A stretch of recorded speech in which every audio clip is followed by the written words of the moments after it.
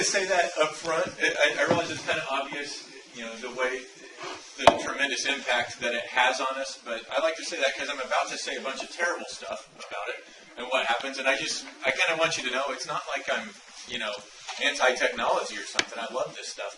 But there are a number of risks that come along with a network like the Internet, which, quite simply, was not designed for security. The Internet was just not designed with security in mind, so every bit of security that it does have is just kind of patchwork that we've added on after the fact. So I think that's important to note, important to understand. There are people who want to essentially redo it from the ground up and, make security more integral to it. There are even people who want, positive identification before you act. That's kind of just a whole philosophical discussion. I actually like the way it is. I think it's been incredibly effective with its open nature and design. So we'll talk about those threats and about the way they result in investigations by the FBI. Before we really delve in, this is just a list of the FBI's priorities. And so I just want you guys to kind of understand where cyber intrusions fall in that. The FBI's number one priority is counterterrorism. Counterterrorism investigations. That's been the number one priority since 9/11, basically. Counterintelligence. That's our second priority. And then cyber intrusions are the third priority right now. However, as we in the cyber program like to point out, we kind of have elements of both of the first two to our investigations. So with counterterrorism, stopping terrorists from planning and carrying out terrorist attacks against the U.S. For one thing, the Internet is used extensively for recruiting and propaganda. And for another, sometimes that is directly, we don't see a lot of just cyber terrorist actors, but you do see a little bit of that. And it's a big concern when you start thinking about the vulnerabilities of our industrial control systems, the power grid. Those types of things obviously would make an excellent target for terrorists. So that's a major concern and something that we take very seriously and do work to prevent. We also have foreign espionage against the government and the private sector. So, and what we've seen with that is, there's always been the traditional intelligence gathering, and that just takes place so much more now with so much information available on the web. So it's kind of moved from just the old style of cloak and dagger in person, either trying to recruit people in our government or that sort of thing, to where, hey, that's hard. Let's just hack in and steal it directly and not have to worry about convincing people to work for you. So that's number two there. So with cyber intrusions, we really seek to prevent those first two in the cyber arena, and then you also have conventional cybercrime, which is really just organized crime taking place on the web. You've got your ACH fraud, which is automated clearinghouse. So that's kind of like wire transfers. So lots of bank fraud takes place on the Internet. I'll cover that a bit more later. Spam, botnets, distributed denial of service attacks. Underground markets. I'll show you some slides from some underground markets. And then, of course, we've got all of the individual crimes, the Internet frauds, those types of things as well, which we'll cover just a little bit. And then hacktivism. Who always heard the term hacktivism? Yeah. So that's what we'll cover briefly first. There's not... I haven't seen quite as much of that since I got this position as I had expected.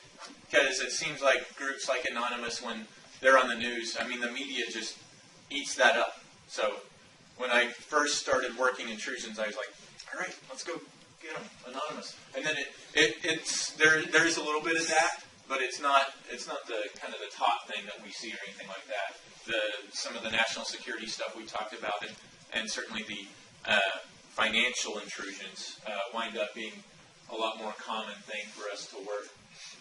So activism is where you have some skilled hackers, or even perhaps some very skilled hackers, but in some cases not so skilled, that are expressing an ideological message through their hacking activities. So sometimes it's as simple as a website defacement. They attack somebody's website and replace their message with a message that they prefer, a message of their own, like I said, that is expressing some sort of ideological philosophy. You also see the distributed denial of service attacks. So when there's any type of an organization that they disagree with, again, ideologically, they will a lot of times attempt to bring them down with a DDoS attack. And I'm assuming everybody knows, does everybody know what a DDoS attack is? Yeah, so just flooding them with traffic, rendering their systems unavailable. And so that's what you see there. And then they also will publicly release evidence of breaches that they've undertaken. So, and then there's also occasionally a threat of violence as well. Now, I said that there are a few skilled hackers, and then a lot of people that are less skilled but just support the ideological message, right? So it turns out that model actually works out all right, because there's an app for that. This can cause a DDoS attack. So you just need a few skilled people that know how to make this thing, and then you tell all of your unskilled ideological supporters, hey, at this time on this date, point your DDoS app toward a certain website. And just like that, you've got a distributed denial of service attack just by having people that subscribe to their philosophy. So, I mentioned anonymous. So, like I said, there's no leadership of this organization. It's completely a distributed type of thing. They do have some extremely skilled hackers, and then, like I said, a bunch of unskilled supporters. And they've been kind of increasing the intensity of the document releases that they're doing, that kind of thing. There's also LulzSec, which is kind of an offshoot of Anonymous. They actually had several reasonably successful intrusions. You see there, HB Gary was a security company. And so one of the things that LulzSec likes to do is target weak security. They like to expose weak security, that sort of thing. But you just can't do that. It may be that I think that your apartment is not very secure because of whatever vulnerability I've seen, but that doesn't mean that I can be sitting in your living room when you get home. You just can't really do that. That's kind of the equivalent of what they're doing. You can't just go around exposing weak security by breaking into it. So, not legally, you can't. Their founder, Sabu, was arrested by the FBI, and turns out that he didn't find jail to his liking, so he decided to cooperate with the FBI, which in turn resulted in several of his colleagues also being arrested by the FBI. So that's kind of with a lot of these investigations. When the bulk of the activity takes place in the United States, we have pretty good success at eventually tracking down who did it. Just the accessibility of other witnesses, people to talk to, having all the internet service providers or banks or anything like that involved be in our jurisdiction. We have pretty good success when these types of activities take place completely in the U.S. It gets a little more difficult with some of the overseas activities, so we'll talk about that a little bit as well right now.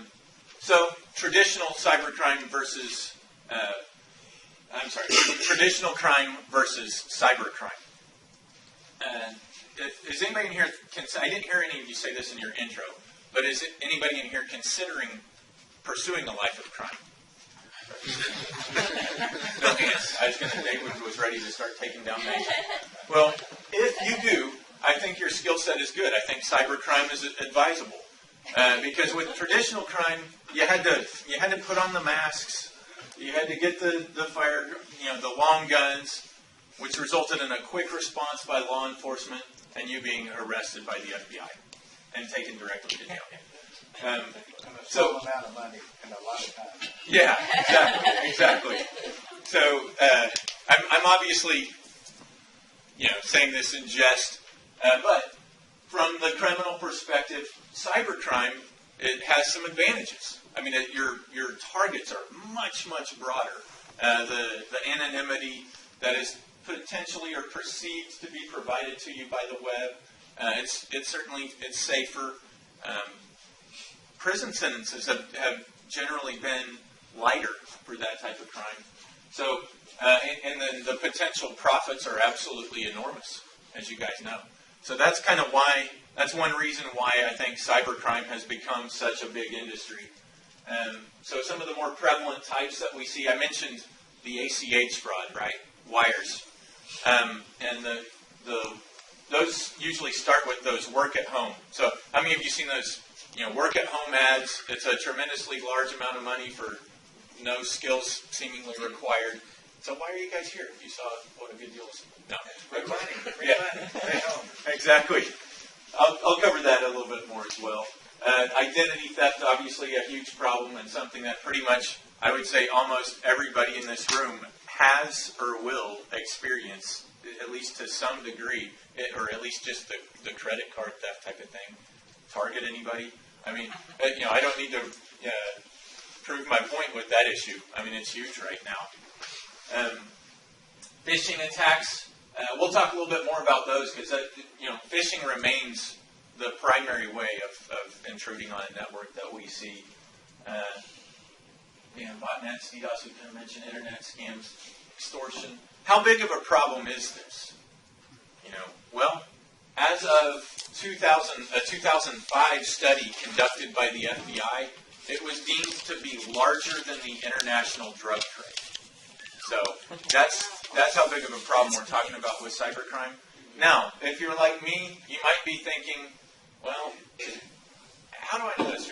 Who's collecting stats? Actually, on either of those things, it would be incredibly hard to have good statistics. And so I always view that kind of comment with a little bit of skepticism, so I don't mind if you did. However, one way to look at it is just simply, well, what is the size of the IT security industry?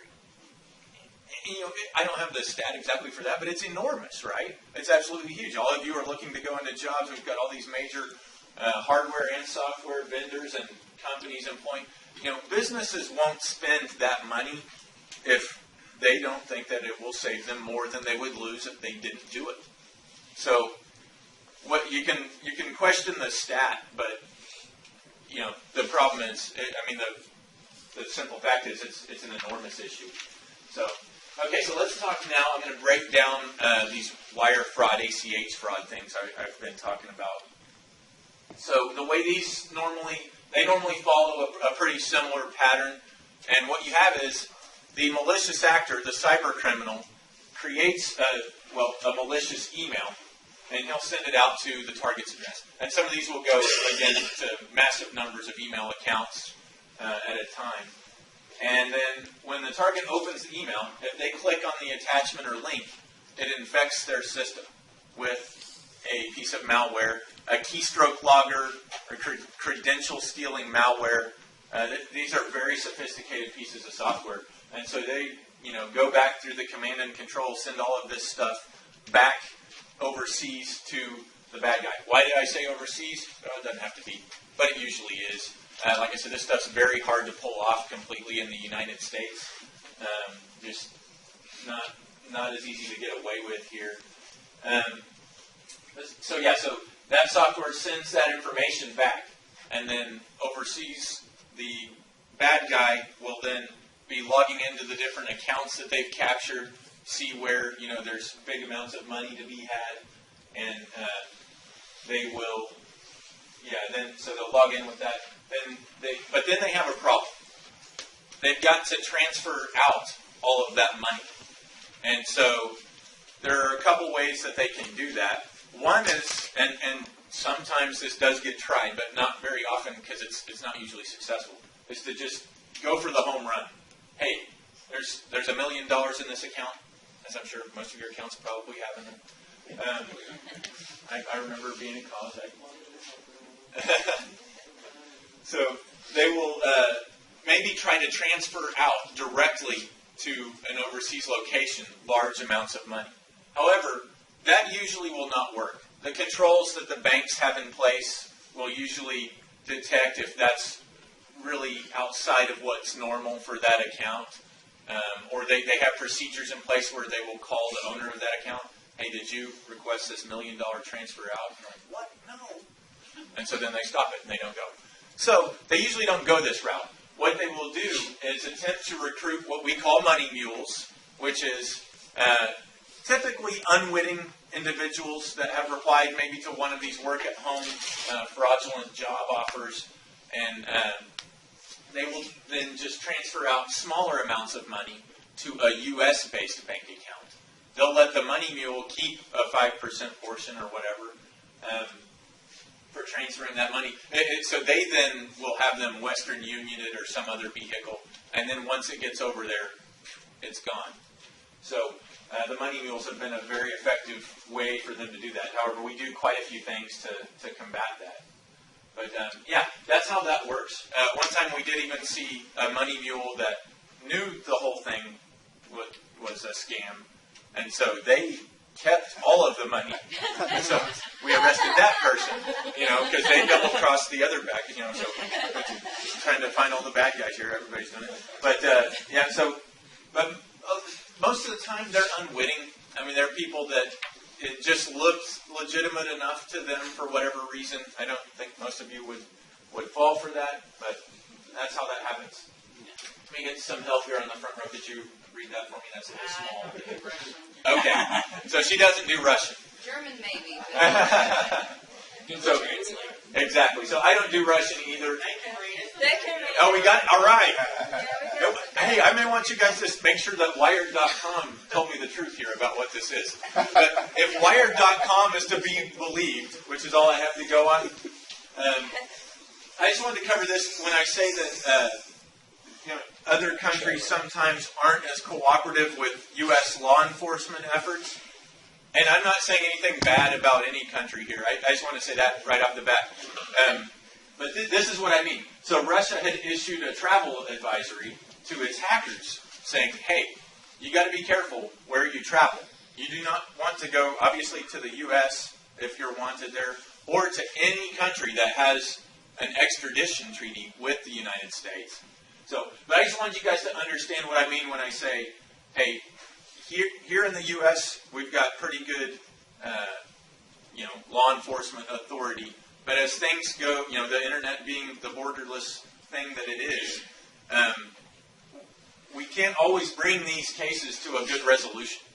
It just doesn't always happen. A lot of the wire frauds, those cases do not always end the way that we would like them to, which is with the perpetrator being arrested. So the key to those is to detect them quickly and attempt to reverse any transfers that have happened. Here's a couple examples of some emails and things off of the Career Builder database that are recruitments for these money mule type things. So anything, it's just kind of like, use your head. Do you really think you're going to get some huge amount of money when there's skills required is just almost nil? Or they're calling it like a money management position, but no experience required. It's like, I think we have, accountants to manage money for legitimate businesses. Then they tell you if you get the money to them real fast, you get extra money. Yeah, right. Exactly. So here's another one. Here's an email. So that one was directly on the site. Here's an email. And you can another telltale sign is the email's not coming from, the actual Career Builder database or anything like that. So yeah, they're really pretty easy to detect, but in a depressed economy, people get a little more desperate and might fall for some of those types of things. So internet frauds. A lot of you have probably been made aware that you're related to a wealthy Nigerian prince and that you have millions coming your way. Well, I have bad news for you. That's probably not true for most of you, although you never know. That's obviously one of the more famous phishing emails. I actually bring that up because I know what you're thinking. You're going, why is this guy telling us about that stupid email? It's been around forever, and it wasn't that tricky in the first place. Well, what I like to point out is that actually that was an extremely well-designed phishing email.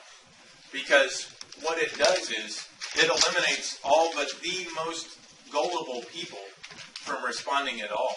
I mean, most people are simply going to delete it and move on, never think again about it.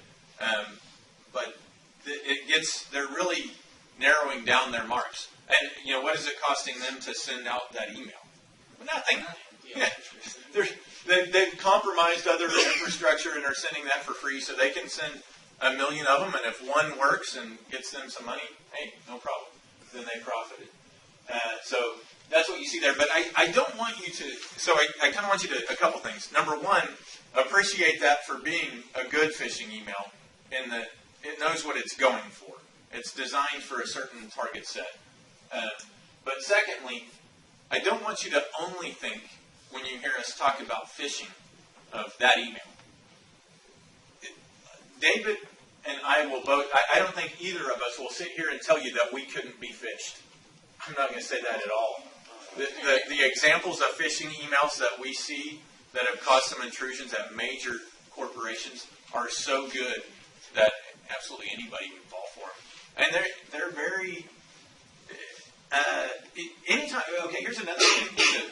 Anytime something really bad happens in the world, like let's take the Boston bombing, it's not 10 minutes later that there are phishing emails going around with people saying stuff, saying click here for the latest breaking news on the Boston bombing. Well, your brother was running the Boston Marathon that weekend. Are you clicking on that? Yeah, you're worried. The news, you're taking any news, any information coming in that you can get. So they exploit that kind of stuff every time. Don't forget to donate to the Help the Cause. Absolutely. Absolutely. So, trust me, if you're saying you can't be phished, let me know, and I'll fish you. I have friends that can come up with something that you will click on. Just don't think that. You got to be very, very careful, and it could happen to any of us with how sophisticated some. Well, Preston, they have people too now that's their business. Yeah. I can hire him to look at you and craft me the perfect phishing list. I'll find everything out about you, what you like, and everything, and then email it to me.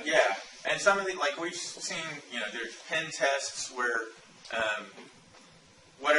XYZ company, they'll register a domain called XYZ Cares and then send out something that appears to be coming from somebody in the company to everybody saying, it's just very good stuff that looks legitimate and seems to kind of pass the test. And it could happen to absolutely anybody, no question about it.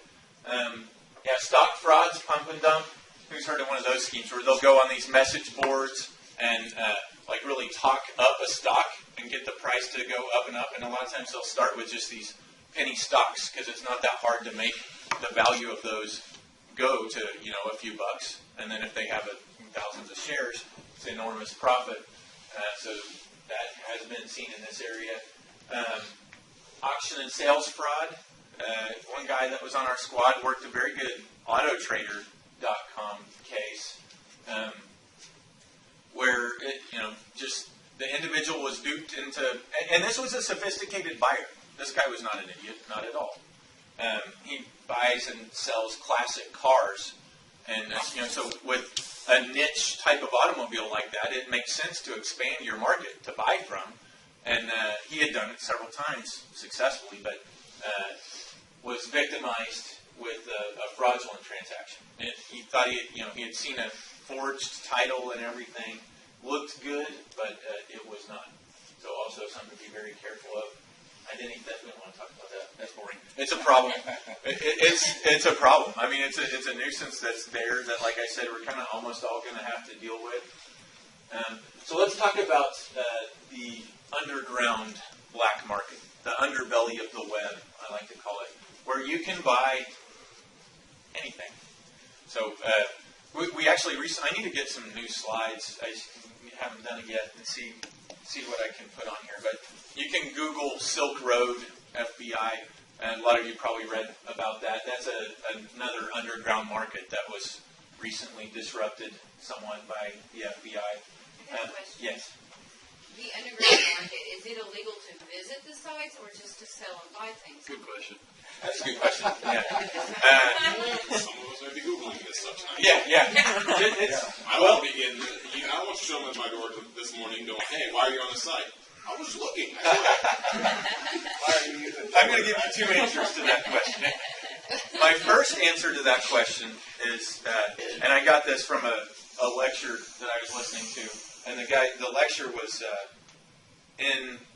it took place in New Orleans, and the guy said, and this is a network security guy, he said, I'm going to answer your question, it's Eric Cole of the SANS Institute, to give credit, but he said, I'm going to answer your question this way. We're in New Orleans. I want you to try this out.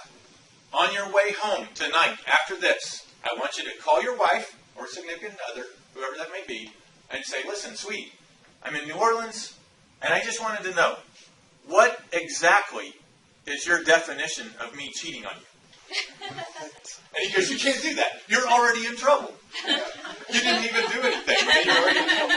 And so when it comes to the security stuff, I'm just going to tell you, be extremely careful. Because a lot of the time, if you're asking if it's legal or if I should be doing it, then you probably shouldn't be doing it. So that's answer number one. Answer number two is no, I don't think it's illegal just to look at them. But I would be very careful. I mean, you're going to be then in their logs of a site that could You might very get well be. something that you don't want. Yeah. You might get something you don't want. I mean, so not necessarily a good idea at all. I mean, a good example, Public library. for those of us that have done some cybersecurity classes, a lot of us have either, looked at like Dark Comet and some of these other would-be later rats that have those as part of the program. So, Yeah. and I mean, kind of looking at that, you're like, should I have been on that? I don't know. I would urge some extreme caution. And then same too, once you get some of the nifty security tools, I very much, whenever I'm at a hotel, I want to just run those tools and explore and see what I find and learn. No, don't do it. Yeah, do not do it. I never have. I never have. But it's like you want to see how they're set up and all of that and start scanning stuff, but that's a bad idea. And you might not want to stay in a hotel if they're having a DEFCON con. Oh, yeah. Don't bring your stuff. Don't bring your laptop. Yeah. But Ms. Simmons just taught us that it's not illegal to do some of the scans, it's only illegal to use the information you gain.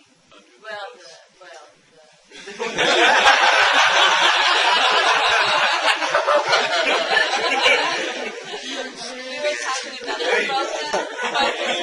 the process. We're not talking about Nexus or anything.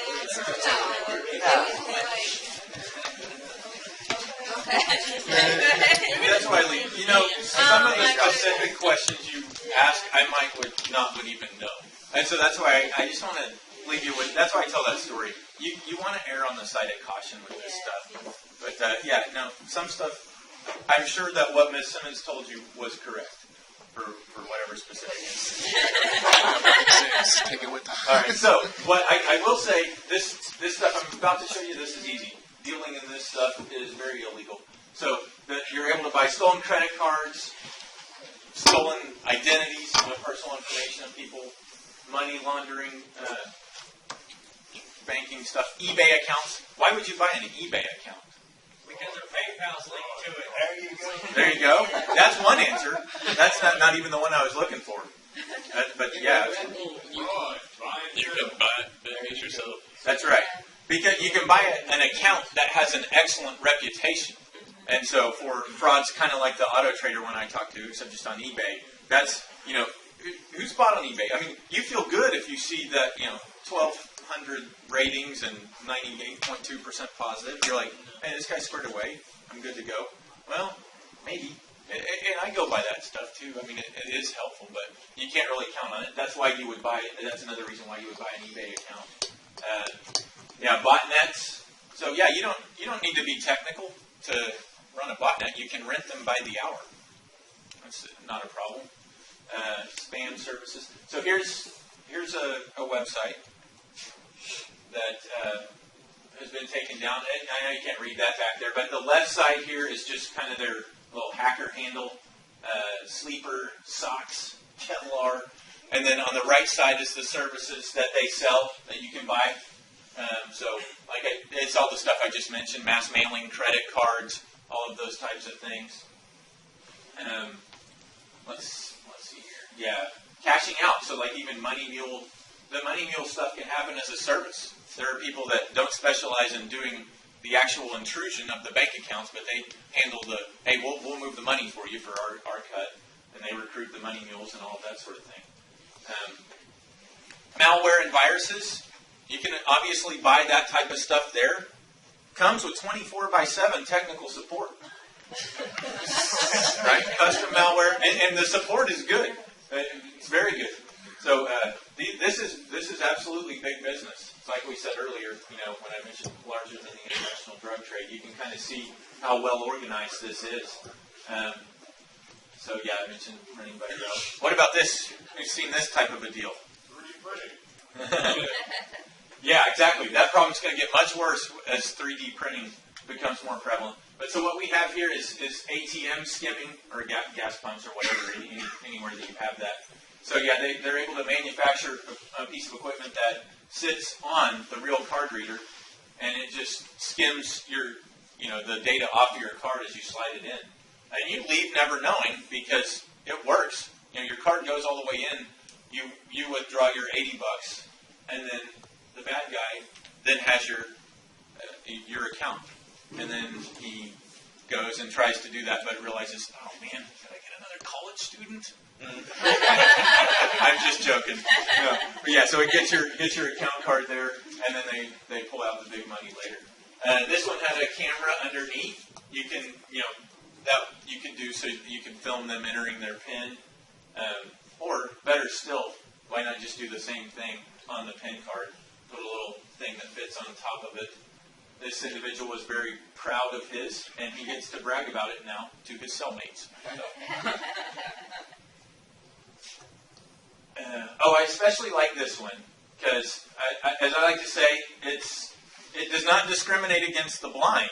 I mean, it's got the braille there, but obviously, I think you'd all see what he's doing. They're building in some extra room for the special electronics they need in a pretty clever way, right? Because we're all used to seeing that, the thing to tell you which way to put your card, and with the braille, looks completely normal, but gives them a little bit extra room that model didn't allow for to put their smart stuff in. And that one was actually made out of used parts from an MP3 player. Very well designed device. So credit cards, those are easy to come by so that you can encode them with all those stolen credentials you have. So a couple other things here. Some of these you've probably seen or are aware of. Fake antivirus software, ransomware, and phishing websites. So the fake antivirus software just is a pop-up that says, hey, your computer's infected, but fear not, give me $30 and I'll clean it for you. And you give them your $30, and all it does is you've just bought yourself a chance to see a progress bar go across your screen. I had to clean your malware recently, FBI. That's we had a question back here. You're not going to arrest me if I don't pay $300. Okay, so we've got a couple that have experiences, and we call that ransomware because it's holding you for ransoms. And some of these, by the way, are very sophisticated because they really do lock your computer. They use BitLocker and encrypt your drive. And actually, let me just back up for those that haven't seen the whole thing, so you know the whole deal. So it comes up with a big scary message, maybe from Homeland Security or maybe from the FBI, saying, "Hey, you've been downloading illegal music, or you've been trafficking in child pornography. But for $300, and your computer has been locked by the FBI or DHS. But for $300, we'll unlock it for you." So what happens when somebody sends them the $300? It doubles in like 3 months when it comes back. Well, maybe, but not. I mean, that may have happened some, but they do unlock it. I mean, and they have. It's again excellent customer service because what they don't want word to be out that you're just hosed anyway, and they're not even going to unlock it for you. Then gigs up and nobody will send them the $300. That worked so well that when CryptoLocker first came out, there was almost all of the major, actually like good sites that would teach you how to undo something. Most of them were actually saying pay it. Right. I mean, Yeah. it's pretty bad. Yeah, it's real bad. And you know what? Some people would definitely rather pay it than take their computer in somewhere because maybe they have some things that they aren't exactly proud of on there. And so, there are people that would rather pay the $300 than deal with it. So, that's been a very effective. You're right. It's been extremely effective, and but like I mentioned, the customer support. I mean, so much so that if it doesn't work, and people are in the forums looking and find out find out who's doing it, they will help. Like if for some reason the encryption key was wrong or it got mixed up or something and it didn't work, they'll resolve it if you've paid the $300 because they want to be true to their work. So, I forgot that. Yeah, it's threatening to arrest you. I'm just sticking with my FBI arrest. So what happens after 48 hours like on that one? Is it like, sorry, I don't let it? I never tried. I paid it right away. No, I'm kidding. I had a guy, when he calls me, he's authentic, I said, turn it off, full of flow. And he didn't have any trouble.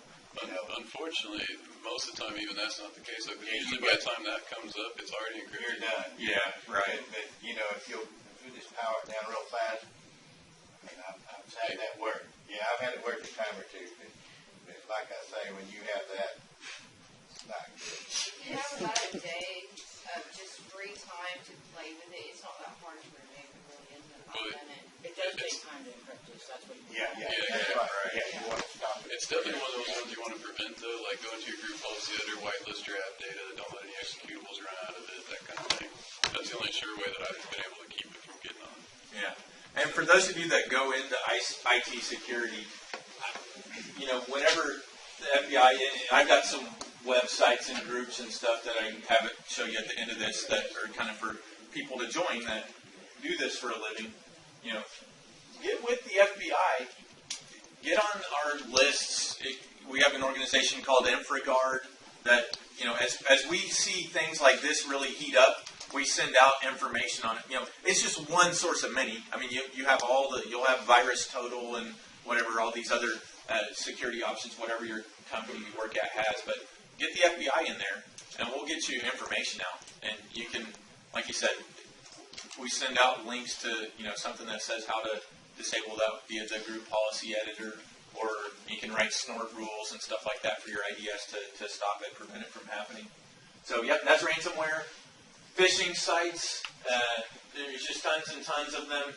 So, these are accompanied with an email that, will attempt to direct you out to their site to, we take your security seriously, and we've changed some things, and we need you to go update your information. And so you go do that in a fake site, and you're hosed. What about locally? We've got some people from Tulsa. Anybody bank it? Be okay. So, this happens even at a local level. It's not just the huge banks. A recent presentation, I had this slide up, and this one has like a horrible URL that nobody would believe. So, but a guy raised his hand and said, "Hey, I got one of those just recently from bankofzero.com." Yeah, so you guys got to watch it. It is an email. He just typed it in all caps, so it looked pretty good to the casual observer. But he fortunately did detect it and did not click on it, or so he claimed in front of a large crowd. Okay, so, and this is something, some of what I'm giving you is for you guys, some of it is for your future jobs. Some of it, though, I also like to say is, IT security is it's so important to me that I'm kind of like an evangelist for it, right? I mean, here I am talking to people. I want all of you guys to do the same thing. I mean, not that long ago, I was at a friend's house and his Wi-Fi was open. And I said, Dusty, that's his first name. I said, Dusty, do you know what this is? He goes, I don't know. I said, that's the FBI knocking at your door to conduct a search warrant on your house for trafficking in child pornography. I know you would never do that, but you left your Wi-Fi open so it could be anybody, and we're going to trace it to you. We talked about that a little bit in forensics this morning. So, and then of course, so I just went to since it was open, logged in, went to with his consent. Pulled up the default page. Yeah, absolutely. Linksys, password, admin. I'm in, which was good because then I locked it for him. And I said, hey, let me know if you want it back into your Wi-Fi. So I gave him, I did it. It was all with his consent. He was like, I just don't care about that security stuff. And I'm like, yeah, I know. A lot of people don't. So You lock his login page for him too, because that's another mistake people make. I did, yeah. I locked him up pretty good. Got it Or is it something better than web? Are you kidding? That's something. Yes. No, he had the strongest available on his router. He's in much better shape now than he was, for sure. But so many people say, and so like I said, as you talk with other people, your parents and whoever else, how many have heard, what would anybody want with my computer? I don't care. All I do is a little bit of surfing and a little bit of email checking. Yeah. So people say that all the time. So this sentence, memorize this. In the criminal world, all computers connected to the internet have value. Plain and simple. It doesn't matter what their activities are. Anything connected has value in the criminal world. This is a great slide. I don't know, some of you probably have heard of Brian Krebs. He's a well-known security blogger, writer. This is a graphic of his. And I know you can't read all of this, but the bottom line is he's just saying, hey, a hacked PC can serve as any of these things. It's all the things we've talked about. Since you can't, I'm not going to read every one of them, but your computer can be used for spamming. It can be used for DDoSing. It can participate as part of a botnet for, we were talking about earlier, mining bitcoins. What about trafficking in child pornography or hosting that, illegal movies, all of that sort of thing. So they need to know that it is important. I mean, they're absolutely wrong to think that it's not important. So educate people. Get them to take it a little bit more seriously and at least make a good faith effort. They don't have to become an IT security guru, but, come on. Lock up the Wi-Fi, make decent passwords on your systems, that sort of thing.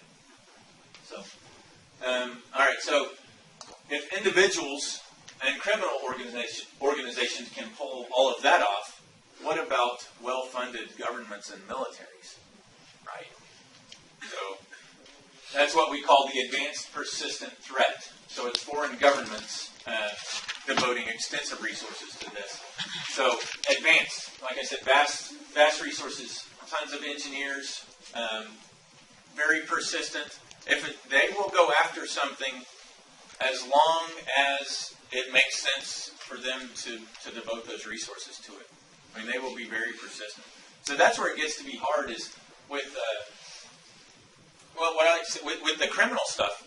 A lot of that is extremely sophisticated stuff, but it's purely opportunistic, right?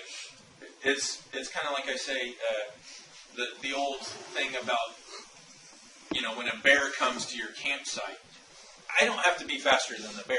I just have to be faster than the slowest person in our group, right? And so with the criminal stuff, that's kind of how it is. It's like, hey, I don't have to be a security guru, but if people are still leaving their Wi-Fi open, if mine's at least,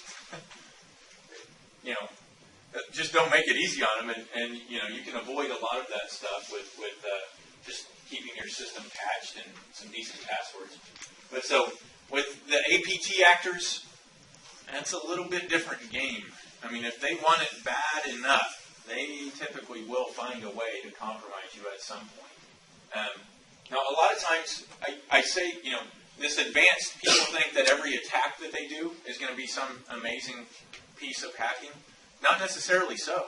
I mean, part of being advanced is knowing that, hey, if I can get them with easy, well-known compromises, then why would I waste a 0 day on it, So most of the attacks that we've seen by these actors, frankly, are not that sophisticated.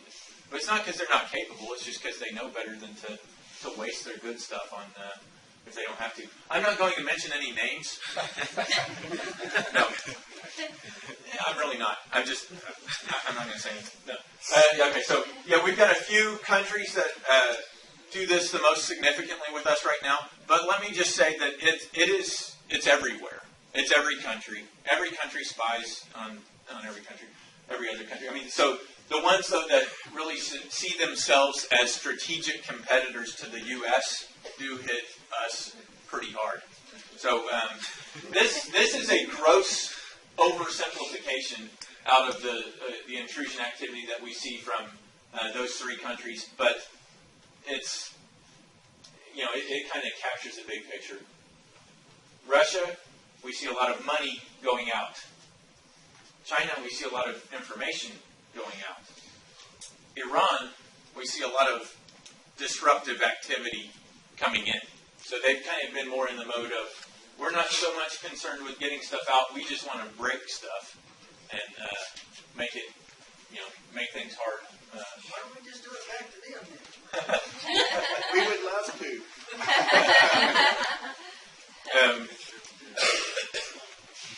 Do some Googles, Google searches.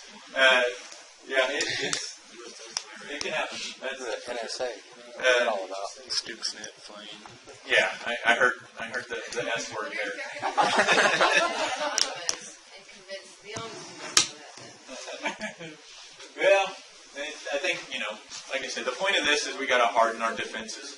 The government can worry about any offensive operations that it wants to do, and frankly, you know, even the FBI, our role in this is largely to secure the homeland, work intrusion investigations, and prosecute those whenever possible.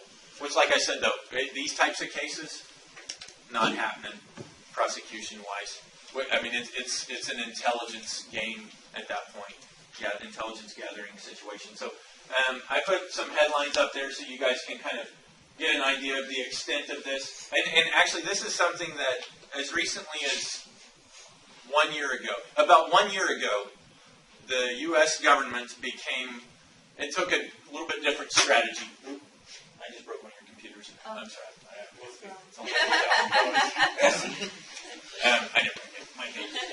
Okay, so became much more overt about what it knows about what other countries are doing in terms of the intrusions into the U.S. And so that's been something of a challenge. I think there's mixed opinions as to how effective it's been, but that is what has happened. So you've seen a lot more headlines, a lot more stuff coming out about weapon systems that have been compromised in whole or in part, that type of thing. So that's, like I said, that's kind of what the deal is with these advanced persistent threat actors. Now another thing here, and this is something that really is different for, for Americans, like, we're probably, some of you might be thinking, why do I care about any of that? That's the government's problem. They got to protect their own, military industrial complex. But to these types of actors, it doesn't stop there. The line between public sector and private sector is very blurred. And so this affects all of you. Some of you may go into government work, but many of you will be in the corporate arena. And this happens there as well, and all the time. So that's just, this is a good slide. This is from a Dell Security Works paper called Life Cycle of an Advanced Persistent Threat. It's a decent paper, worth reading if you're interested in the issue. I won't cover it in too much detail, but I'll just kind of explain what it says. So this outer wheel that's all the steps, really, of an intrusion that you really could possibly take. I mean, defining your target, finding accomplices, building or acquiring tools, so on and so forth, expanding access and obtaining credentials over here, covering your tracks, remaining undetected, all of those types of things. So what we have is the red, which is right here, this part, the outer of these little guys, that's your commodity criminal threats. And so we'll think about regarding defined target. What did I say earlier about the criminal stuff? Easiest thing to hit for the most cash. Exactly. It's opportunistic. They don't care about the target. It's whatever they can compromise. So they don't put any effort into that one. However, hacktivists, they do, right? Because what's their goal? They're going after people that they're targeting for some sort of ideological reason. So they're not wanting to just blindly take out everything in their sight. They have a real purpose that they're going for, so they spend time defining their target. Well, the advanced persistent threat actors, as you can see, this is saying they put that effort in every step of the way. So that's what this wheel kind of explains. Like I said, I'm not going to go into all of it. But yeah, like up here, cover tracks and remain undetected. Well, the criminal actor, once he has your money, he doesn't care. He's never going to see you. So he doesn't really have to remain undetected. What about the hacktivists? They want to be seen. Bingo. They're calling the newspapers. They're not trying to remain undetected at all. They can't claim credit fast enough. But no, with the advanced persistent threat actors, they put an extensive amount of effort into all of these things. So, let's see. All right, we can talk a little bit about this. The wheel thing serve a lot of different purposes for them. And of course, if they can get to valuable file repositories and databases, what starts happening? FTP those puppies out. Back on this slide, compromise some infrastructure. Where is that? Tools and infrastructure. Yeah, they'll come up with. They'll have stuff set up to where they can get that information out of there. Sometimes undetected. A lot of times undetected. Most times undetected. Yeah. Right. Exactly. We'll go talk to people and they'll just won't even let us in. They don't believe what we're telling them. Right. Yeah. So you as IT people, like we said this morning, I don't know everything. You know what I mean? You're going to see stuff that just blows your mind away. So we had one thing, a copy machine was sending out information, and the company wouldn't even believe it. That's the other thing. As IT security professionals, you focus all of your effort on certain important systems, and that's good. I mean, that's not inappropriate, but man, I mean, everything's got. David was talking this morning about a projector that had a web page embedded in it. That you can compromise a projector or a copier, and not only that, a lot of times those are easier to compromise because at that copier company, what are they focused on with their software? Functionality. Yeah, I mean, they're just trying to get it to work. They don't view it as a huge security issue. Nobody does. Make it as easy to use as possible. Exactly. Yeah. Yeah, that's right. I think we covered everything on that slide. If any of you want further reading on the advanced persistent threat issue, that Dell paper that I mentioned is good, but even better, the Mandiant report. It's a very, very detailed report on a specific Chinese hacking group. It even has pictures. Yeah, it's incredible. It's at www.mandiant.com, mandiant.com, and it will give you. Yeah, goosebumps. I was just going to say a lot of information, but the information will then cause goosebumps.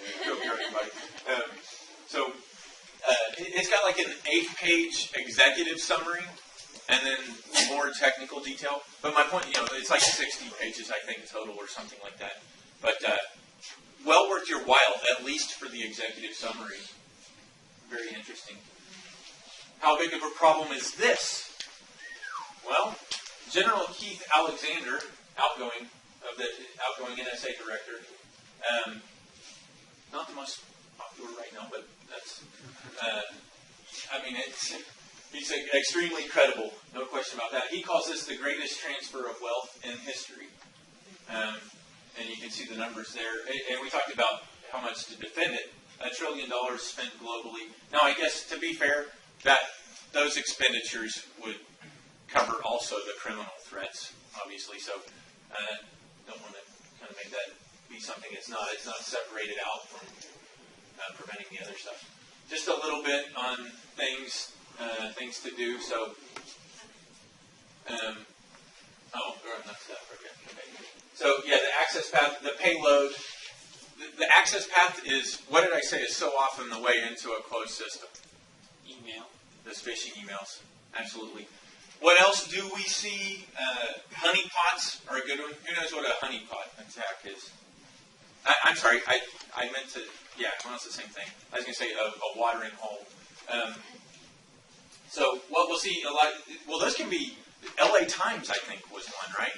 a news site that everybody's going to got compromised, and so it's just the idea is being somewhere that lots of people are going to go, and you compromise them at that point rather than trying to get into their system. But those happen also, like maybe with specific industries. With a certain industry, there will be resources that are used frequently by almost everybody in that industry. So, and lawyers all access certain sites that have lots of case law in them, or energy companies will access sites that have lots of geological surveys, things like that. If they can compromise one of those sites where all the actors that they're interested in are going, then bingo, you can get them that way. Those are a little harder to do, and they're a little easier to fix. Once you find it's there, you know, there may just be one simple vulnerability that you needed to patch to see that, to fix that. So we don't see those quite as often, but we do see them some. Yeah, like I said, spear phishing emails. USB drives, still a big deal. Don't plug them in, ever. Or If you find them on the ground. Flash drive, and Yeah. you're from a foreign country, and it looks real cool. I throw it on the floor and I'll fix it. Yeah, exactly. Yeah. Don't buy your flash drive on vacation. Or have to give to you as gifts. Don't do that. Let's see here. Yeah, we kind of covered most of this stuff. Okay, so yeah, a couple of defenses. Like I say, one is you just got to be more suspicious. And as you go out into, as you go get IT security jobs, the training component is absolutely huge. Who all is planning to go into security? Okay, I have some bad news for you. The good news is that you're going to get a job. That's great news. The bad news is people aren't going to just love you. I'm sorry. Like, we're not the most popular because who is it that's making me type all these weird characters in my password? Everything that security does, essentially. Yeah, exactly. Everything that you do is going to cost money and reduce convenience. Almost. I mean, you could quibble with me on a thing or two that doesn't really cost much or isn't all that big of an inconvenience, but for the most part, you're going to be doing one or both of those things with anything that you implement. So neither of those are real popular. You're cutting into people's bonuses and you're making them take longer to do stuff they don't like.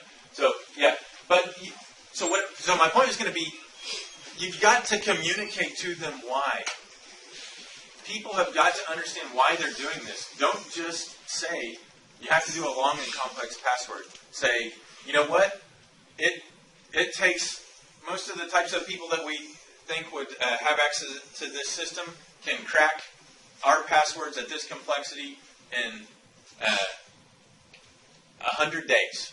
So we're changing every system to be safe, right? You got to just kind of explain why. And if you add these character complexities, it takes thus and such, how much longer. Don't worry about it. That's stats. That's on, just general hardware or whatever. It's getting better and better, harder and harder. The point is, the complexity makes it incredibly more difficult to crack. It's still doable. A brute force attack will work. It will, every time. It's just a matter of when. But yeah, so that's what you got to communicate these things to them and explain why. I am a huge proponent of two-factor authentication. And so I like to mention this even just for your personal use. Who knows what two-factor is? Okay, we got a few. In layman's terms, it's something you have and something you know. That's how security people like to say it. So when I go into my office at work, I'm trying to pull my thing. It's something I have and something I know. I have this, and I know some sort of a passcode that goes with it to even set foot on the premises at our office. So that's what two-factor is. It's available. It's available on most of the stuff. I mean, Gmail, Yahoo, Hotmail. Most of the major internet providers are using it or are making it available. A lot of banks have it available. Those banks, I talk to banks all the time, guys. They desperately want to require you to use it. But why can't they? Because they have to distribute all of the things you have to have. Now, even that's not necessarily a problem because you can do that with. People don't want the inconvenience, and when they don't want the inconvenience, what do? Make their business someplace else. Exactly. So that's what I'm trying to get at. The banks would love for you to all use it, but they just can't really get away with it because, again, people don't like the security guys that make them do all these things that are inconvenient. So I've been reading stuff that's coming, and they are pushing that legislation very hard. yeah, Oh, wow. Yeah. Make it a law. yeah, that's the only way it'll really catch on. But for your own sake, I recommend seeing if your bank has that and doing it. Facebook has it available. I guess PayPal, Gmail, Yahoo, Hotmail. A lot of stuff has it out there, and it can still be defeated. But and you know what? What I like to say is, for your home computer, maybe you can say, all right, I'm going to tell it not to ask me for two-factor every time I log in on a trusted machine. On the one hand, yeah, if that computer gets hosed specifically, then you're no better off. But it's better than nothing. So I mean, in terms of that inconvenience factor. And you guys are going to you're going to go into different corporate cultures where their tolerance for this stuff varies. Nothing's perfect, but something's better than nothing. So even if you tell your own computer not to do this to you every time, at least it's doing it on every other computer in the world. And you just got to keep from getting yours hosed. So anyway, two factors, do it. Patch your operating systems always, always, always, and fast. It's a little more complex in the corporate environment because you need to test those patches, but still do it and do it fast. With Microsoft, they have what's known as Patch Tuesday, right? Well, what else is there? Exploit Thursday, right? Once those patches come out, the vulnerabilities are more known, and the bad guys spend Wednesday working on some ways to compromise people that haven't done the patch yet, and then they do it. So it's just, at this point, I think the risks of not patching are generally much worse than anything else. Like I said, corporate, you got a little bit of testing you've got to do, but still very important to make it happen. Yeah, nothing that fancy there.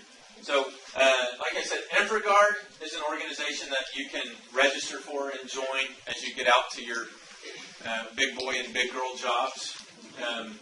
Internet Crime Complaint Center, IC3.gov, IC3.gov. That's a good resource for submitting.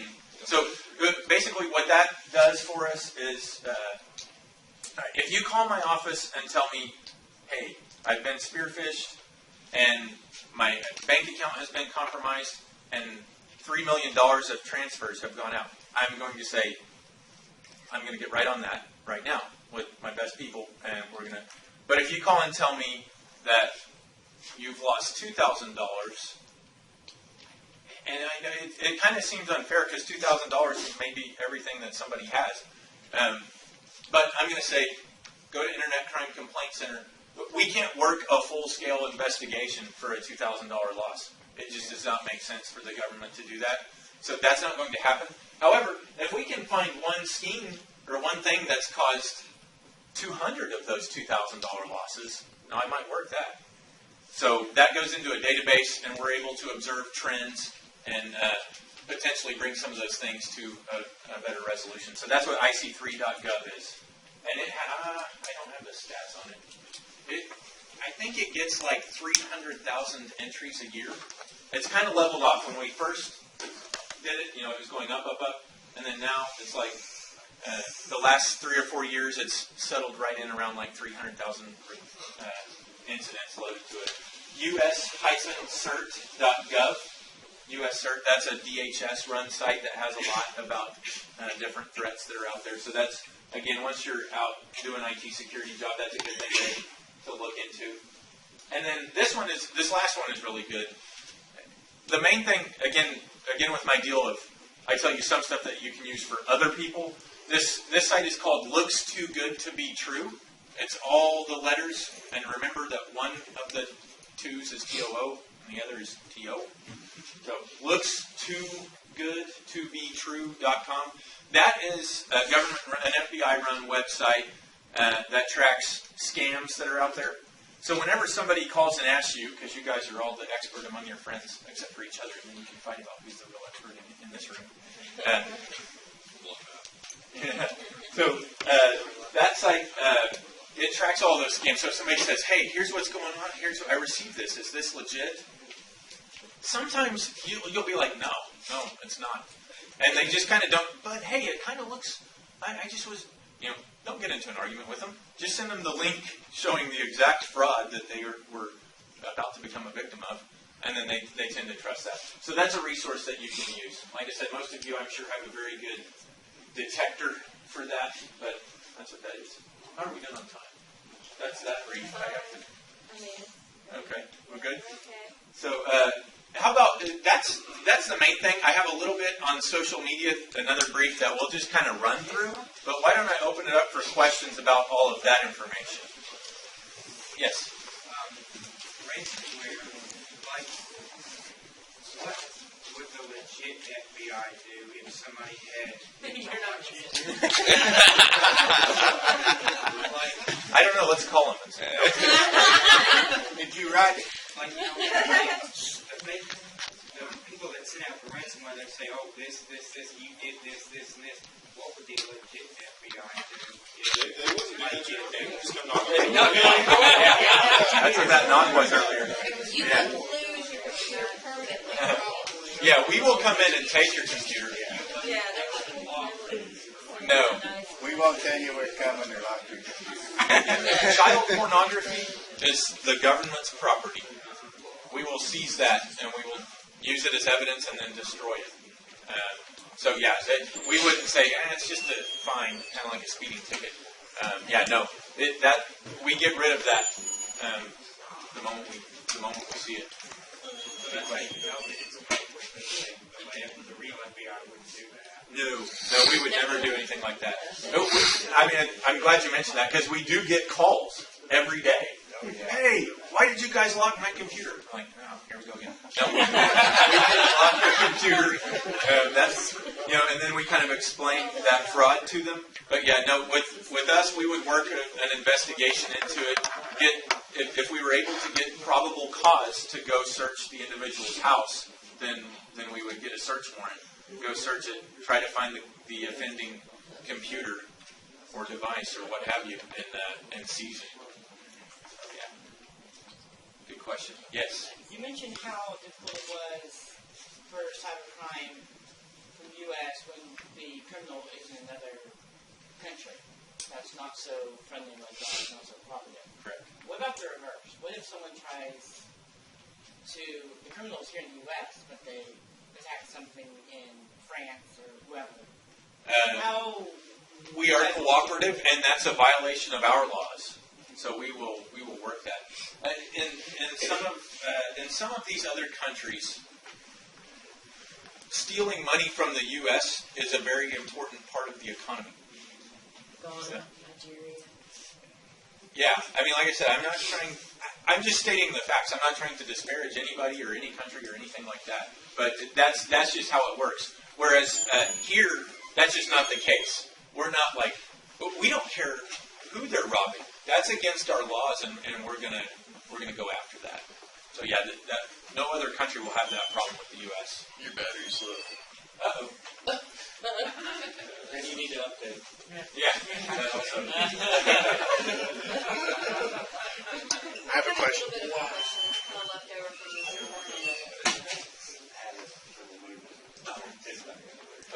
morning. Here, I'm not sure what else. Yeah. Okay.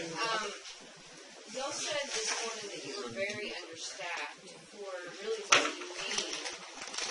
Has the economy affected that understaffing, or is it just kind of always been that way and you just can't really keep up with how fast it's growing? I'll answer it. One thing is, I challenge you to find any law enforcement agency anywhere that has ever not claimed to be understaffed. So that's one way to look at it. Is we always feel like we're understaffed because we simply can't rid the world of crime completely, which is our job, right? But I would say, I was trying to think, That's one right here. but more to the point, we are more understaffed than usual because of the budget constraints that the U.S. has had with Congress with the last few years. So, we've been on a hiring freeze for quite a while. Zero FBI agents have been hired for how long now, David? 2 or 3 years. Yeah, 2 or 3 years. So when you think about how many retire, how many leave for something else, zero of those have gotten replaced for a 3-year period. And the situation's even worse for David's job role with forensics because we really didn't have enough Davids to begin with, and so it's gotten all the worse. And then, private industry now, security's big. So we get people trained up at y'all's age, and they get this certificate that says FBI, and Devin offers them $25,000 to come to work, and $125,000 a year. They're not going to come to work for the government. So that's what we're dealing with. And so it's really hard to get people in hold. I've been there so long. When I started out, I've got job offers out here, but I'm within 2 years of retirement. So I can't afford to walk away. You know what I mean? It's just crazy the way the industry's coming. It's very encouraging for y'all to have a job. I mean, the field you're in is booming right now. I mean, it's great. I graduated in 1983 with a computer science degree. I was going to go to Tulsa and write COBOL at Standard Oil, and the oil market went. So then I ended up going to work for the FBI. That's where I should have been. I've enjoyed it thoroughly, but it's a challenge every day. It's more of a thing where you don't want to go here for money. It's to, learn things, be a public servant, not be bored. I mean, I come to work every day. I don't know what I'm going to be doing. Yeah. So you said if someone calls you and says they've been hacked for a small loss of like $2,000 or something, you're not going to be able to pursue that, at least right away, and to go file an internet crime complaint form. What if it's the other way around? What if a hacker hacks somebody for $2,000 inside the United States? Like the hacker is based in the United States. Are you going to pursue that type of a person? No. And one reason is you got to realize that, like, the U.S. Attorney's Office won't prosecute. So they have guidelines. A crime has to be such a dollar value for them to even prosecute. So then why would we go for it? I mean, when you think about it, it's very expensive to work a case from the ground up and conduct a prosecution.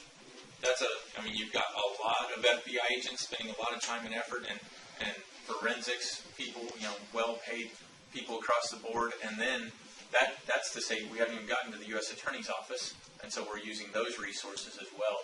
So it's just got to be bigger than that to get worked typically. And then we don't give speeding tickets. You know what I'm saying? Yeah, you're going to prison or not.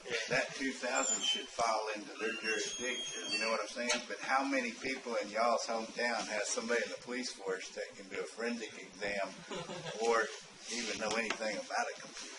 Right. So, it's up to you all coming up.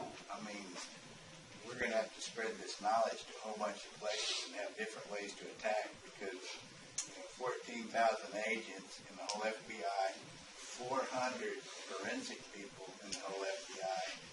We have to concentrate on the bad stuff. Do you guys find that in law enforcement in general, and I'm asking kind of as an overall concept, that the agents and the law enforcement officers with the most experience are kind of behind the ball as far as from the IT perspective? They haven't spent as much time learning this stuff as they have learning to read body language and evidence. Yeah. And it depends what area they're in. Like in Oklahoma City, there's 2 forensics guys, and they're just like we are. They're just, they see everything and they have a mass amount of work. But it's kind of like y'all in security. Until management realizes the value of having forensic people gathering this intelligence, they're not gonna hire more people. And that's kind of what I in reading articles and kind of watching the news is we have overall, from what I can see anyway, on the outside, is law enforcement is a great thing that they're playing catch up. Yeah. Just Who's because not? it's I mean, like yeah. big business, they're playing catch up with their IT department, even though they know. You know what I'm trying to Yeah. say? Well, corporations are playing catch up too, but in that battle, they have a little bit of an advantage.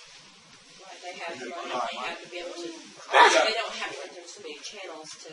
And they hire like tons of people to do each individual job where, I might wear 20 hats. You know, so the money's where it's at, to hire more people.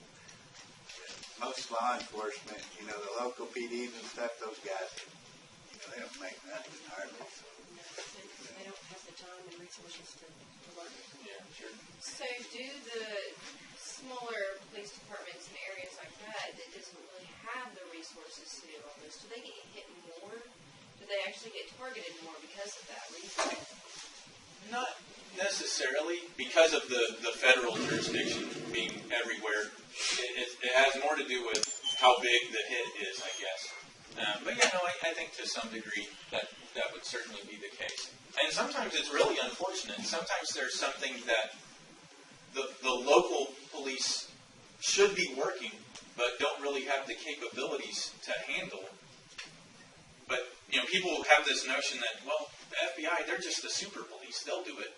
Well, not really. Not if it's not our jurisdiction. We can't just go work something that somebody else should be just because it seems like the right thing to do.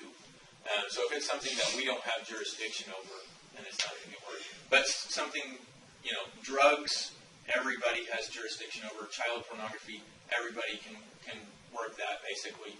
But yeah, some of the other stuff, yeah, it's tough if they don't have the skill set on hand. It can be a bad deal. What are the top cyber crimes in Oklahoma? Well, all those that's what my brief was. The money is the financial frauds are a huge deal. I've seen those.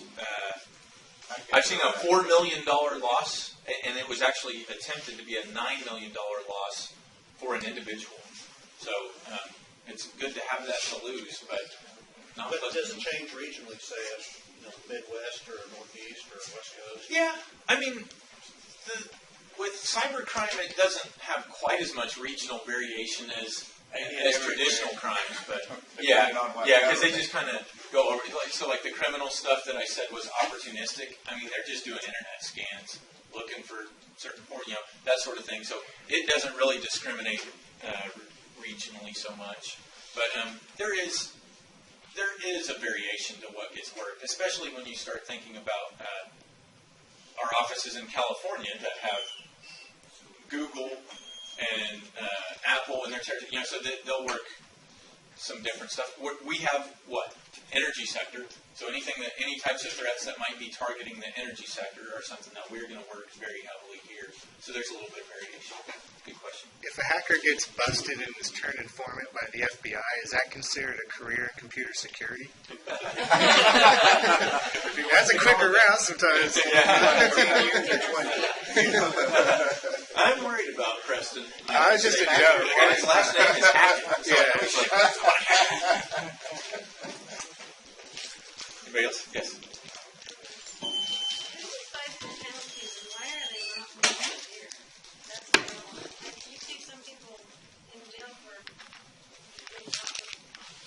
Yeah,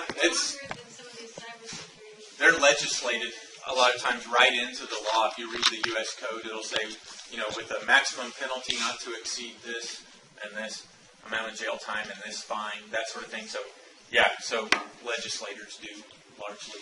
Then there's sentencing guidelines that are kind of come up with outside of the legislative process as well. And so for people to do something outside of those sentencing guidelines, judges won't do that very often. If they do, they're going to really document why. Otherwise, it really opens things up to an appeal. Don't rob a bank with a gun, you'll go to jail a long time. Yeah. Hack $1 million.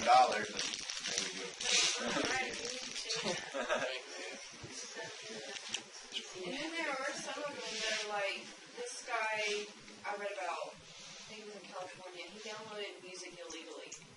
went to jail for like 40 years.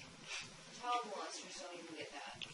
We had a girl at OU that had downloaded like $200,000 worth of music. She was selling it and everything. Well, we didn't do anything to her, but I think one of the recordings, they come down and sued her family civilly. And I think they end up, they owed a big bunch of money. I mean, so, we do a lot of that stuff, but usually the worst thing is for Microsoft to come sue you or, one of the recording industries to come after you because they have deep pockets and they will get their money back one way or the other. Yeah, that's true. Yes. What type of characteristics does the FBI look for when hiring someone coming up wanting to be especially? Oh, yeah, great question. Well, a lot of things. I mean, FBI stands for Federal Bureau of Investigation. There's also, what's it called? We say fidelity, bravery, and integrity. So those are things that we're looking for.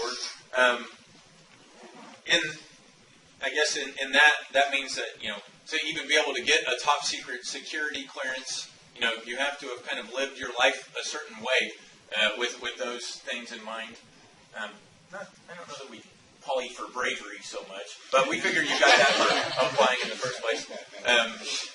But there's a number of skill sets that are all listed on the website that are maybe more critical. But that being said, we will hire almost any skill.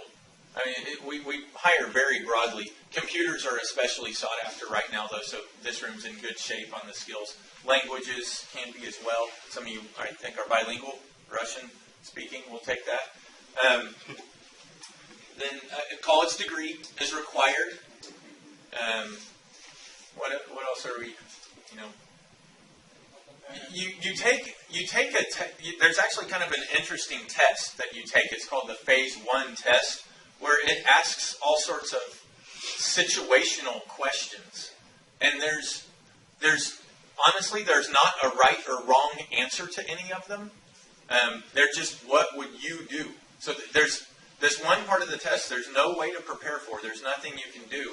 And it's simply graded against answers provided by other agents.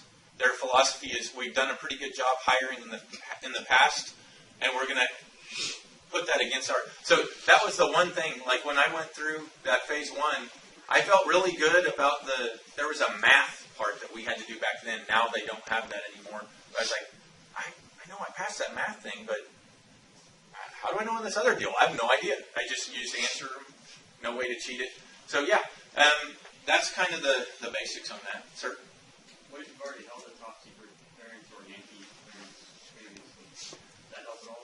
You'll do it again. Yeah, you'll go through the whole thing again, especially if it's expired. But it helps insofar as it's a good indicator that at least up to a certain point of your life, you were qualified to have that. So it would, assuming nothing's changed, that would cause that to happen. Otherwise, you could certainly get one again. Is that paid for by the FBI? That investigation for the top Yes. Okay. Yeah. If you apply, like that initial test I talked about, that Phase 1 is kind of the first thing that you do, and then out of that, as competitive candidates are available, they're graded based on the qualifications that they have, and some people are selected to do the next phase, which is an interview. That's the interview phase. It's with 3 other agents conducting the interview. And it's kind of one of these things. It's a certain amount of questions, like 15 or so questions. And you don't know what they're going to be, but you know the topics that they're going to cover roughly. And so based upon your answers to that, you either pass or fail that piece. If you fail, you're out of the hiring process. You can try again 1 year or more later. If you succeed, then you go into the background.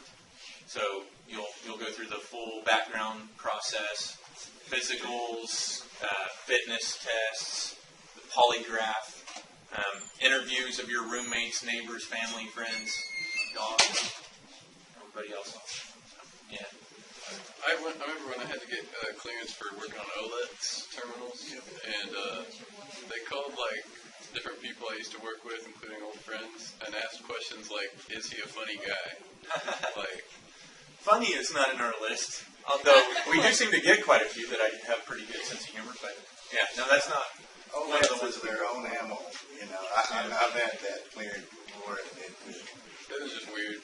But This one focuses more on, do you have any history of racism? Do you have any, are you loyal to the country?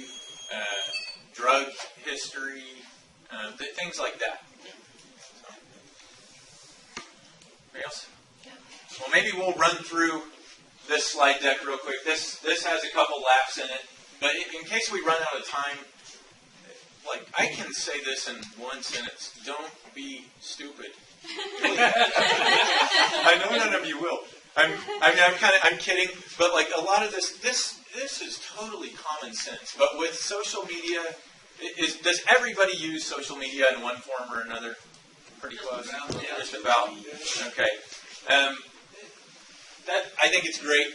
It's a good way to connect with people. It's a very important part of how we interact socially these days. So I don't discourage it in the least. But just think about your presence. And the reason I'm mentioning it to you guys is because you're in college right now. You're going to be going into the job market. It's just important to. That is your brand. That's part of your brand. So I'll throw one thing out there for the forensic people. The first thing, if you're in local court, the defense attorneys are going to go look at your Facebook. And anything you put on there will probably be popped up in court asking you about something about your personal life. I don't have one. I did a personal life? You don't have I don't have that. But really, you just do not want extra questions while you're up on the stand that could defamate your character. I'm here to do business. I'm here to testify. I don't want you shooting bullets at me. Federal court, they won't. State court, they will tear you up. I mean, why'd you put that on your Facebook? You must be prejudiced. You must be against somebody. So, just think of that in the background if you're going into my area where That's private. So the minute you do your job, delete your Facebook, Twitter, or get rid of it. Some people do, but you know what? A lot don't. Like I said, but what you ought to do is be careful. Think twice about what. I testify a lot more than normal people, being a forensic expert, because, and so they're going to use everything they can do to kill you. Because usually, I heard a guy say at one time it was like Groucho Marx interrogating Einstein. So these defense guys don't know anything about computers, so all they can do is attack your character. Yeah. So. Yeah. All right. Hey, we're gonna. Tons of people use it. Next, what happens in an internet minute? A lot of stupid stuff. If I may use the stupid word. No, a lot of it's great, but this is kind of a neat slide. Every minute on the internet, 135 botnet infections, 6 new Wikipedia articles, 13 new mobile users, 204 million emails. A tremendous percent of those spam. 20 new victims of identity theft, 47,000 app downloads, 83. It's got to be more than that. Oh well. A lot of e-commerce. 61,141 hours of music are played each minute on the internet by people. That's linked to Pandora there. Oh yeah, there we go. That was just Amazon sales. Yeah, I mean, you get the idea. The figures are kind of fun to look at. They're kind of neat. 3,000 photo uploads and 20 million photo views. 6 million hits on Facebook. And this thing's a little out of date. It's a couple years old maybe. 639,800 gigabytes of global IP data transferred every minute on the internet. So, pretty incredible. What does this mean for you? Like I said, makes stupidity more accessible. It makes it easier on us to do silly things. What are employers looking for? All of these things. And we had the question back there of what the FBI was looking for, and I answered that a little differently and more specifically. But, communication skills, enthusiasm, flexibility, leadership, high energy, maturity. Looking for that. this says, and again, this stat is a little bit outdated, that 37% of employers use social media to screen potential job candidates. It's only going to be higher than that now. I mean, you kind of need to assume that that's going to happen, is really the message. Because if you're looking for a job and you put out 3 or 4 resumes, or you put your resume out in 3 or 4 different places, then that's going to be happening, right? So,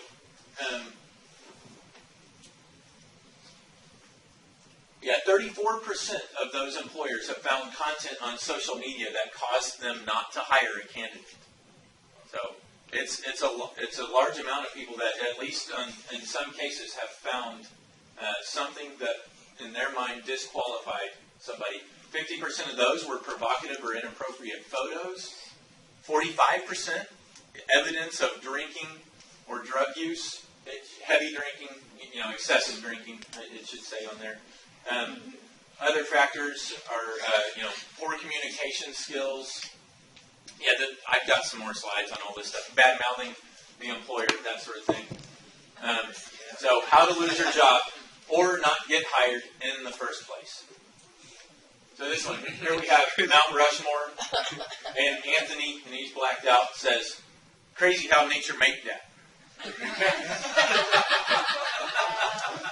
Now, I actually have a real point to this slide. I think that's funny, and I think Anthony meant it to be funny.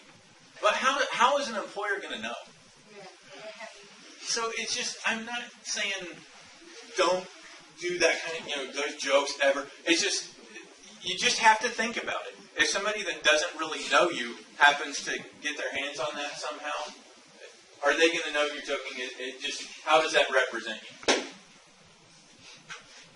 This one, of course, is great. She's drinking. She's at the wheel. Cheers to a great night, she says. And I absolutely love this comment. One of her friends is holding her to account. Actually, this one is too. Girl, why are you in the driver's seat? But she's kind of, I mean, she might think it's kind of cute. But this person says, nothing says I never want to have a career better than posting a picture of your underage self drinking alcohol behind the wheel of a car with the keys into the ignition onto the internet. The combination of irresponsibility and stupidity blows my mind. I hate to just read to you, but I could not have put that any better than that person did. So,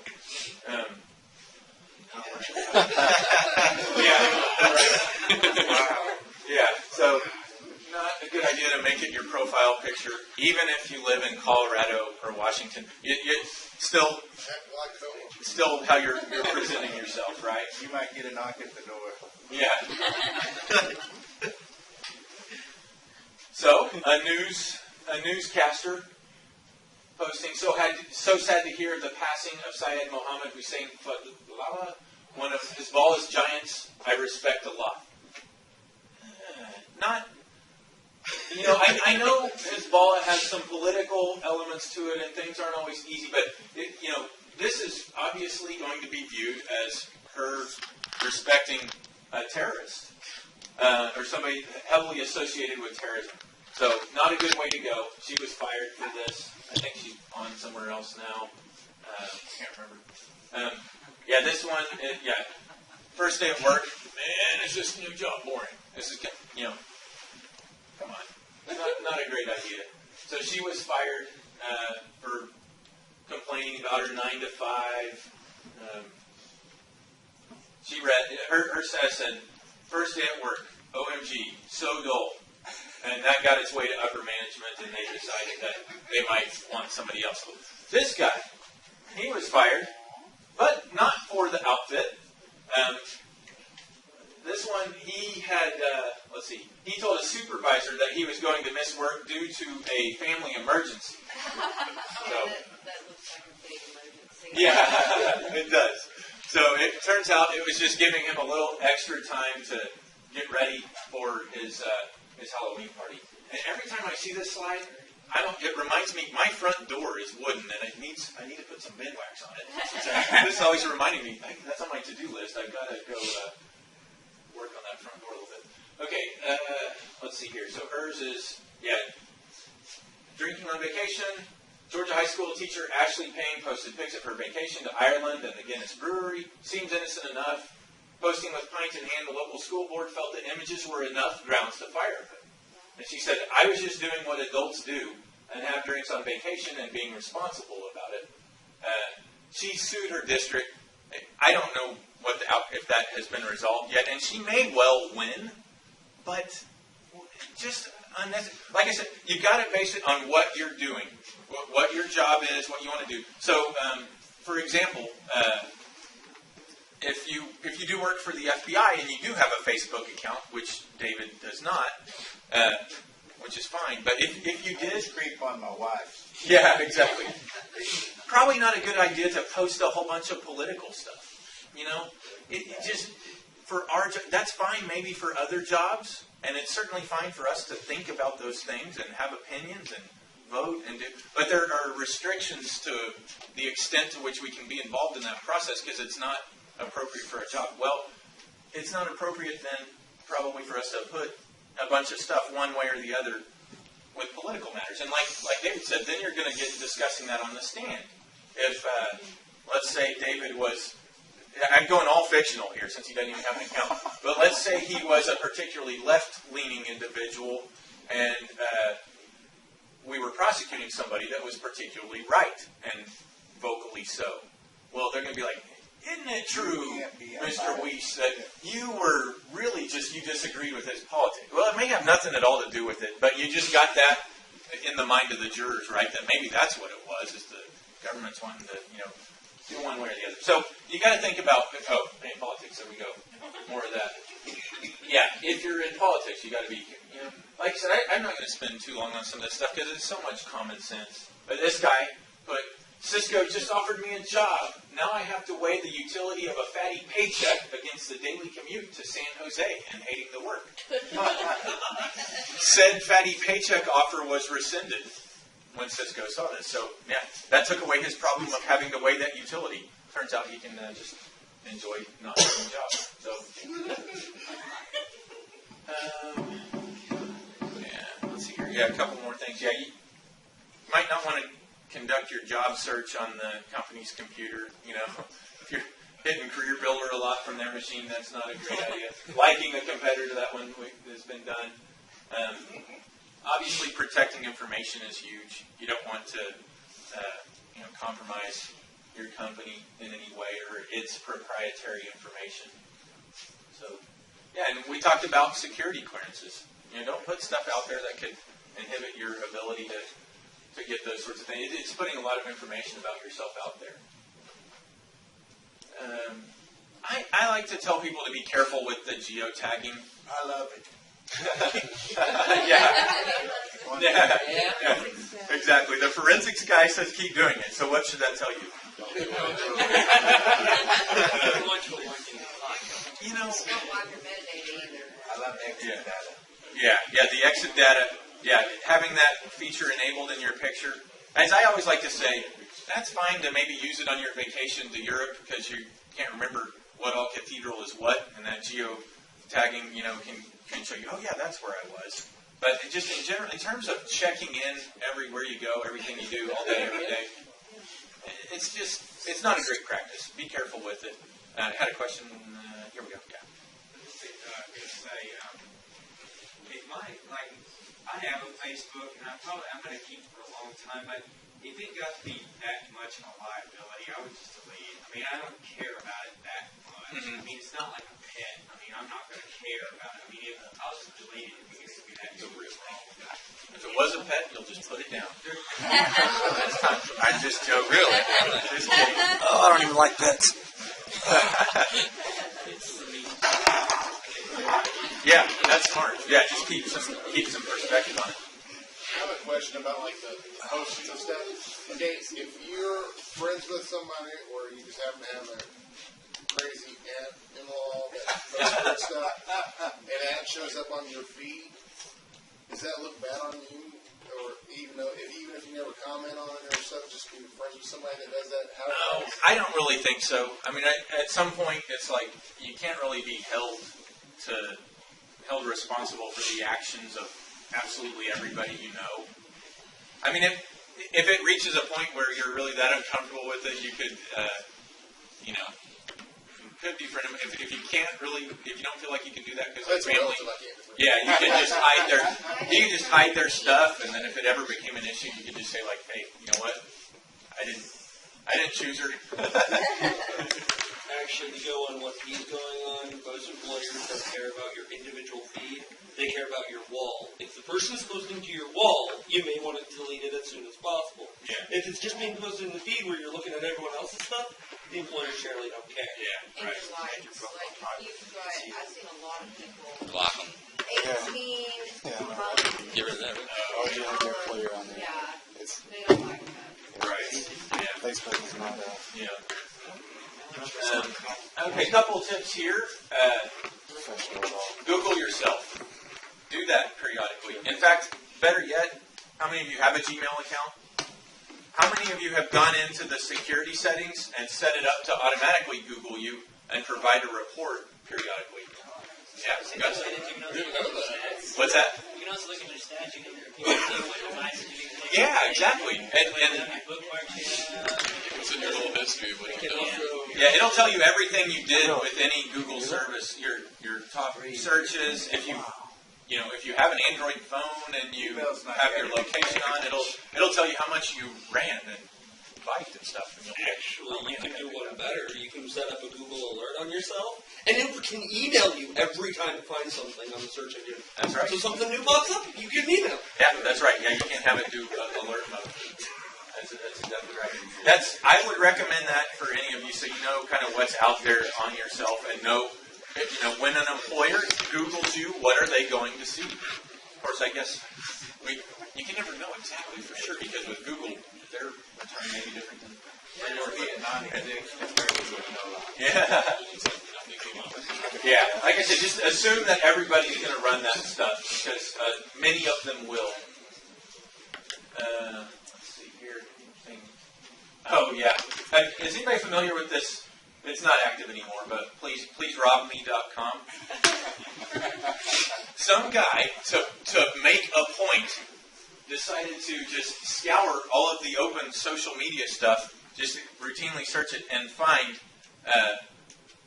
any mentions of vacation or we're about to head out for this, about to head out for that, and then cross-check the people's name against databases with county records, housing, real estate records, and all of that. Overlaid it onto a map so that and it would say, hey, these people are going to be gone for 2 weeks. And this guy did, like I said, he did it just to prove a point. He even did one better. How many of you use like Yelp? And it's got for restaurants, it's got the $1 sign, $2 sign. Well, he went ahead, anything under $100,000, or I'm maybe making up the values, but you get the idea. Like he checked the county records for the price that house sold for, and so $100,000, $1 sign, 100 to 250 is $2 signs, and so on, so that people knew where. Okay, we've got a millionaire that's going to be out of town for 2 weeks. They told the world about it. He got sued, and he said, his defense was, hey, I didn't conduct any intrusion. I just used all information that these people voluntarily provided about themselves or that are open public records, and I just correlated it and presented it on a map. And he was not found guilty of anything. He shut it down. The judge was like, I find it reprehensible, but you didn't, it's kind of one of those deals. But that's an interesting thing. But he really was just making a point, and I hate to say, he made it pretty well. People were using that to go rob people. That's why, there was a class action lawsuit against it. So. You wouldn't even have to really search a database to get their address. You can just find one of their pictures they posted. It's public. Look through the metadata and see where their home is. Yeah. A street map. Yeah. Yeah. They've tagged themselves somewhere. Yeah, absolutely. And that social media makes good timelines too. Yeah, right. Have you ever heard or had a case where somebody bought botnets to release them? A sort of Robin Hood of botnets? Oh, no, I don't think we have. That'd be kind of cool. Yeah. That is good. We use it all the time and have had a great deal. It's especially good, locating fugitives. Fantastic for that. You wouldn't believe what people who are on the run from the law will actually post about themselves. Just left county jail, now heading to McDonald's. But all that doom and gloom, what did I say at the first? This is your brand. That's right. So it's not all evil. Use it for good. Show on there the type of person that you are. They like a strong media presence. And again, a lot of people, it helps them to hire those candidates. So, all of those things we talked about many slides ago that they're looking for, just you can demonstrate those capabilities on your Facebook, on your profile. Or, and again, if I say Facebook, whatever social media it is that you use that they're going to find, I don't care what app or network you're using. So all these things we talked about. Yeah, don't post the inappropriate content, and be careful of what could even be perceived as inappropriate, even if it's not. What if, let's say you have never touched a drop of alcohol in your life, but you hang out with people who drink heavily, and you post all the time pictures of yourself at these parties with people looking goofy, and you with a red Solo cup in your hand. Or Dixie cup. Whichever you, are those like the only two companies that make those cups? I think so. That's all I know. So, how are they going to know? I mean, so like I said, sometimes it's not just about it being appropriate, or like we talked about the Mount Rushmore guy. It's about what would somebody else think. Yeah, you got to that's a more nuanced way to think about it. Grammar and punctuation, stuff like that. You don't want to have errors in everything you do, and yes. What is the best way to prevent our presence being displayed from somebody else's social media? Like the David Weiss method. A family member has a social media outlet as far as a Facebook or Twitter or MySpace or whatever, and you take a picture with them at their graduation and then they post that on their Facebook. I mean, it can be used to map a family tree, and you can use that to potentially find this person. Yeah, it's true. I mean, so it's a concern that's out there. There's not really much you can do about things other people do of you or for you. So I don't have a real great answer on that. I haven't seen, people that keep a pretty low profile, I haven't seen it be just a huge problem for them. Why would somebody, unless you're being specifically targeted for some reason, you got other people, subjecting themselves to pleaserobme.com. Why am I going to worry about you when I have so much more information? I guess for a targeted spear phishing attack. Right. Yeah. I'll tell you what, those people go directly to Facebook to craft good spear phishing emails. They're able to learn a lot about, and LinkedIn and stuff like that, a lot about companies and their structure and who has what role. Predator, I haven't talked about predators, like child predators at all with you guys. I have a lot of stuff that I cover on that with with younger audiences that I'm more concerned about that. But they get information from people's Facebook. If you know that a kid's school and his sports teams and where his parents work and when his practices are, hey, little buddy, I work with your dad over at thus and such. And he told me to come pick you up and bring you directly to work. Sounds good, right? You don't know how many kids that I have found through Facebook sites. We had a girl over here on the eastern part of the state just vanished. And so I had to go to all the school computers, which is a nightmare to me. I finally found the computer, and the teacher had given her the administrator's password so she could get on Facebook. She got on Facebook, talked to this guy over on the eastern part of the U.S. He drove all the way, picked her up, and she was a straight A student.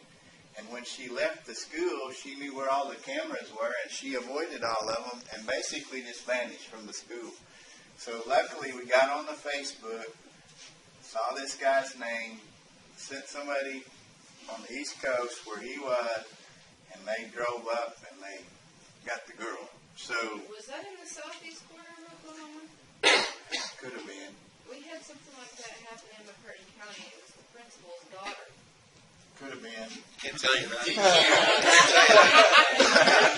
Well, you see what I'm saying? I mean, those guys are out there on Facebook, they befriend these kids, and, you know, pretty soon they're, you know, the kids are telling them their life story. I'll just come get you and rescue you. And then the kid has a split-second decision. The guy drives up in the car, do I get in or do I not get in? Well, you know, you've been my ear, you've told me. They usually get in the car and they're gone. And then, I mean, if we hadn't have found the Facebook residue, he could have killed the girl. We'd have been looking for her still, you know. Yeah. Couple other things, I guess, in closing. You know, we talked about using the appropriate privacy settings. You know, for you guys and at your age, I would not recommend. I probably wouldn't recommend any of you have your thing wide open.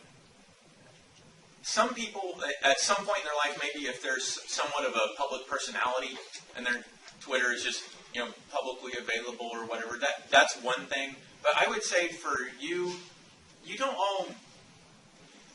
might be reducing your opportunities, your options in future life if you open everything up and are, like I said, some of these other things we talked about, the politics or this or that. There's not, I would say, maybe at some point that might fit with what you do, but you don't know for sure what you're going to do yet. And so maybe you want to do what we do. And so right now you're in the Young Democrats or Young Republicans and you're very, that's fine.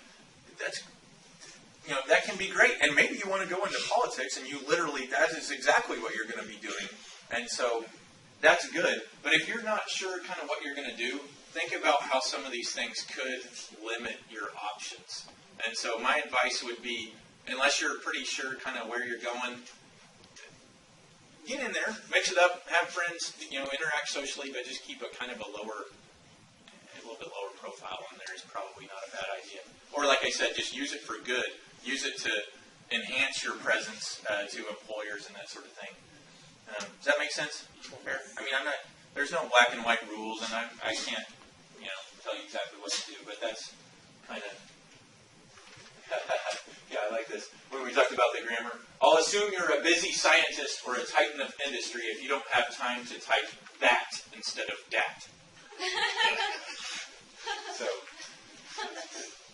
all right, we covered, yeah, let's see, we're out of time, aren't we? Yeah. Any questions? I think we've already hit some questions. Iron tired, use it for good and not evil. The location of our bat cave is meant to be secret, so stop checking in.